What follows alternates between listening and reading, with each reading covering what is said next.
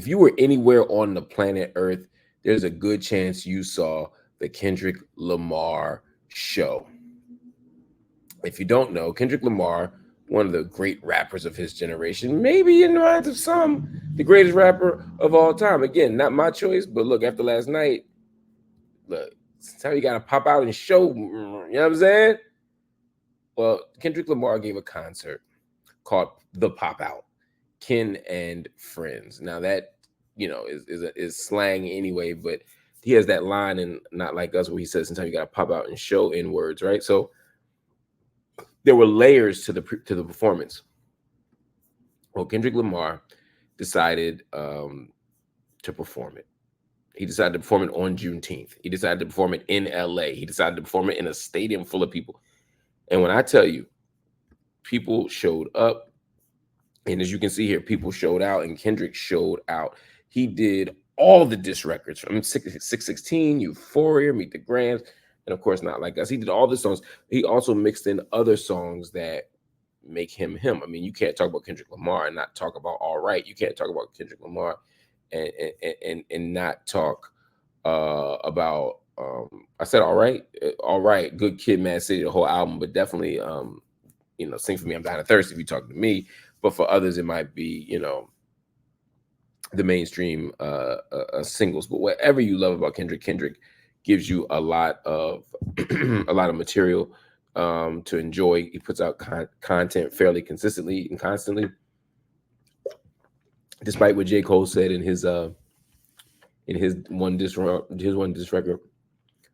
But what made this event so dope last night, it wasn't just that that Kendrick Lamar showed up and showed out. It was that he did it in his hometown. It was that he did it based on largely a series of singles and records that came out just a few weeks ago, but the whole world seems to know. It was pretty damn impressive. Kendrick is making himself into that dude. You know what I'm saying? He's making a hell of a case for himself. I'm just saying, I still have Hove and some others ahead of him, but I get why somebody would be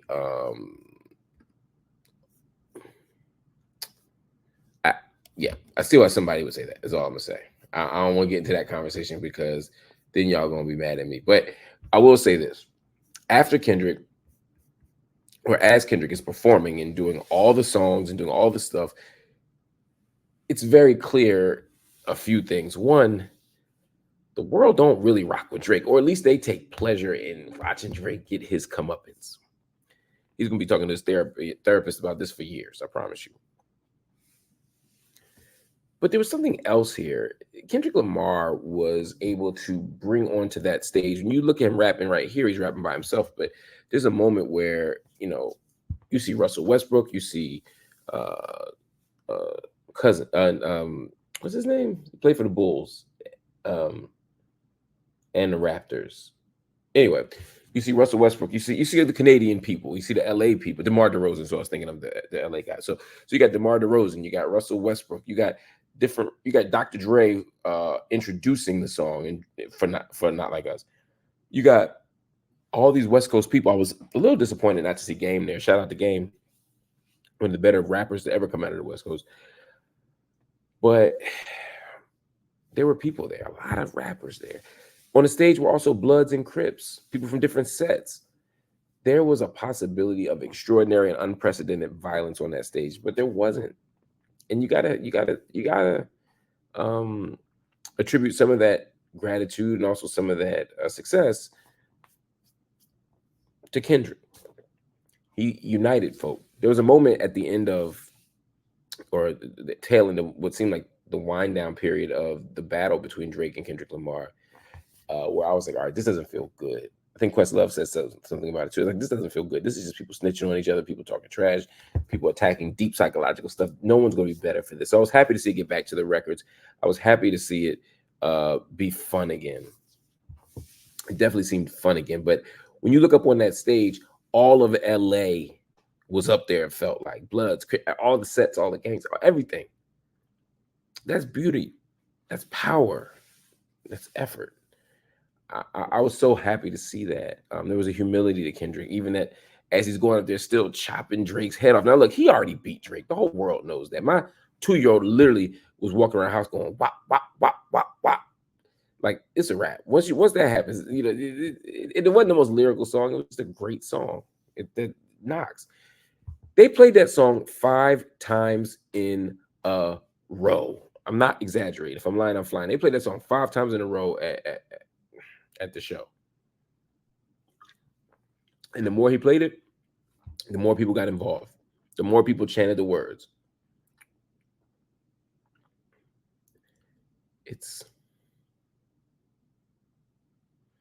It was something else to see. It was something else to see. Now, what's interesting is it was unified around Drake being trash. Like, I think that was the most amazing part to me. The people who went to see it or who watched it on TV like the rest of us, they wanted to see Drake get some comeuppance. That's why you see right here this funeral notice for Drake. 24th October 1986 to 30th of April 2024. Yeah, they hold. Yeah, just it's funny. You know, Drake is an international artist. Drake is one of the most successful rappers of all time, if not the most. He's got money, power, respect, agent. You know, maybe not respect, but he got money, power, resources. Also, he's an excellent rapper. An excellent rapper. When he's rapping, I'm very happy. At the same time, I don't know. I could use more of it, but that's neither here nor there as well. At the end of the day, whether Drake raps or just sings hooks, all of that's on him. But at the end of the day, some choices have to be made. And some assessments have to be made. My choice is clear. I'm siding with Kendrick on this. The assessment, though, is did he really win?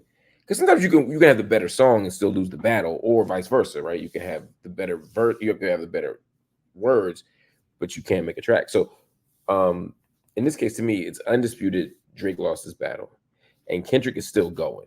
He could release a whole other diss record, but he didn't. He just played the old one, and he got cats who hate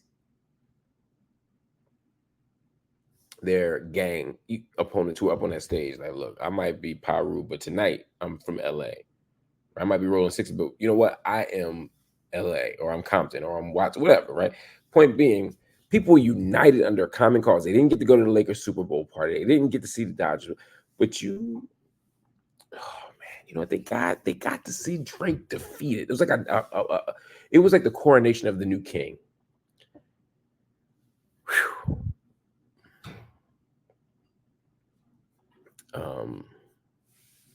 It's stunning, man.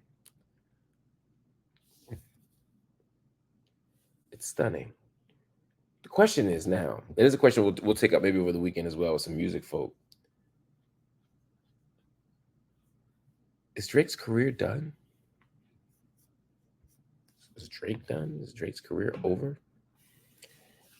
I mean, he still makes singles and people still cheer for him, but I don't think he'll ever be the same. His skill, his respect, his confidence, I don't see it. You know, I thought Pusha T, you know, gave Drake all he wanted in the battle, but now you got people like it's ugly.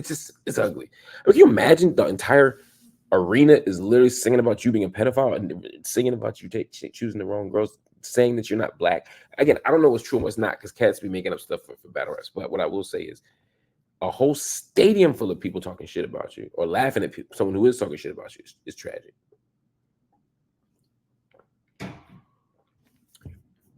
That's all I'm gonna say about that. Except that it happened on Juneteenth. There's layers to that too. See, Drake comes at Kendrick and says nobody in LA messes with you. Nobody in LA rocks with you. I'm more popular in LA than you are. K Dot is like, word? And then he has the biggest names. He has literally the gatekeeping paparazzi, you know, engaging. You know, he got everybody in LA up there like, nah, we standing with cuz, right? or blood or whatever, right? We standing with homeboy. Drake asked for this smoke. That's the crazy part. When he was saying, "Where's your song? Hurry up! Where's your song? Where's your song?" Mm. He was cooking. He was cooking up something. Jessica Williams said she was there and it was fire. I'm gonna take it a step further. I'm gonna take it a step further. I'm gonna say, see, I don't want to be. I don't want to be that person. I, I, I'll give it some historical distance, but I'll tell you this: when the Locks and Dipset had a battle on verses, it was clear to me that this wasn't just a mollywhopping by D Block or by the Locks. It was one of the great moments in hip hop history. In the same way that Black Belt freestyle on Hot 97 was an extraordinary moment in hip hop history, the same way that the D Block or Rough Riders, whatever, the Locks battle with last year was amazing. What Kiss was doing with the beats and the freestyle, man, the shit was a virtuosic performance, just like Black Thought. And I'm saying if this turns out to be the same, I wouldn't be surprised, because this might be for West Coast what the Jadakiss joint was for East Coast. It's been so long since the West Coast has had enough love on its extraordinary bay of talent, and so this may do that as well, because they was definitely repping the left coast like ho hum, like we ain't doing nothing. But anyway, it's funny to watch is all I'll say. It's interesting and funny, and I mean funny in the best sense of the word.